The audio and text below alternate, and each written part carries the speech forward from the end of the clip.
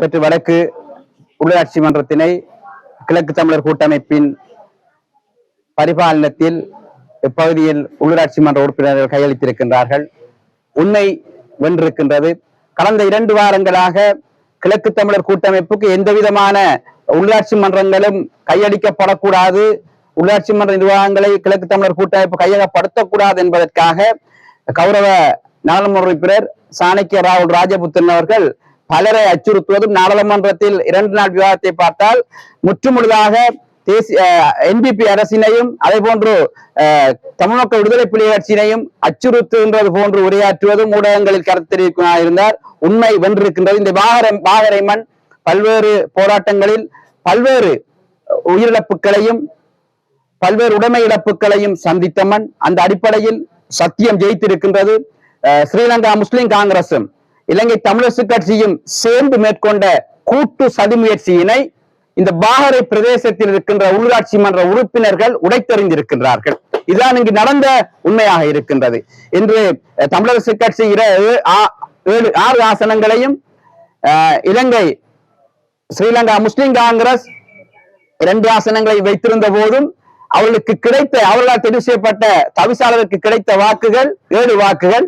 நான் நினைக்கின்றேன் கௌரவ சாணக்கிய ராகுல் ராஜபுத்திரன் அவர்களின் அண்மைக்கால செயற்பாடுகள் பிடிக்க முடியாமல் இலங்கை தமிழரசு கட்சியின் உறுப்பினர் ஒருவர் கூட மாறி இந்த ஸ்ரீலங்கா முஸ்லிம் காங்கிரஸ் இலங்கை தமிழரசு கட்சியின் கூட்டு சதி முயற்சி பாகரை மண்ணை பழுதாக்கிவிடும் என்பதற்காக மாறி வாக்களித்திருக்கிறார் நினைக்கின்றோம். அந்த அடிப்படையில் இந்த இரகசிய வாக்கெடுப்பின் மூலம் 12 வாக்குகளை கிழக்கு தமிழர் கூட்டமைப்பின் உள்ளாட்சி மன்ற உறுப்பினர் பெற்றிருந்தார்.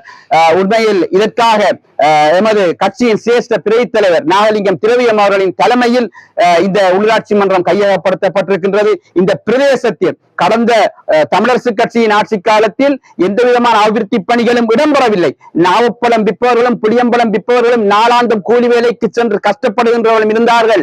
எதுவும் செய்ய முடியாத நிலைமையில் தோற்று போன அந்த தமிழரசு கட்சியின் உள்ளாட்சி மன்ற நிர்வாகத்தினை இங்க இருக்கிற உள்ளாட்சி மன்ற உறுப்பினர்கள் ஏற்றுக்கொள்ளாமல் கிழக்கு தமிழர் கூட்டமைப்புக்கு வாக்களித்து வெற்றி பெற வைத்திருக்கின்றார்கள். இந்த பிரதேசத்தில் கௌரவ தலைவர் சிவனேஸ்வரி சந்திரகாந்தன் அவர்களும் அதே போன்று சதாசிவம் வியாழேந்திரன் அவர்களும் அதே போன்று முன்னாள் பிரதி அமைச்சர் கருணாமன் அவர்களும் பல்வேறு அபிவிருத்தி பணிகளை செய்திருந்தார். மக்கள் அதனை ஏற்றுக்கொண்டு அதிகூடிய வாக்களை கிழக்கு தமிழர் கூட்டமைப்புக்கு வாக்களித்திருந்தார்கள்.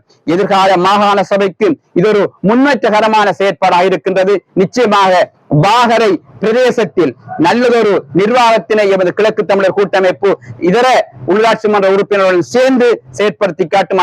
ஆகவே அதற்காக வாக்களித்த அனைவருக்கும் நன்றி கூறுவதுடன் இந்த பாகரை பிரதேசத்தில் 4 வருடங்களில் பல்வேறு மாற்றங்கள் ஏற்பட்டு இந்த பிரதேசத்தின் நிலம் நிர்வாகம் பல்வேறு பாதுகாப்புகளுடன் பல்வேறு அபிவிருத்தி பணிகளும் முன்னெடுப்பதற்காக இந்த அனைத்து கூட்டு சேர்ந்திருக்கின்ற உள்ளாட்சி மன்ற உறுப்பினர்களும் தொடர்ந்து பாடுபடுவார்கள் என்ற நம்பிக்கையை தெரிவித்துக் கொள்ள விரும்புகிறேன். நன்றி.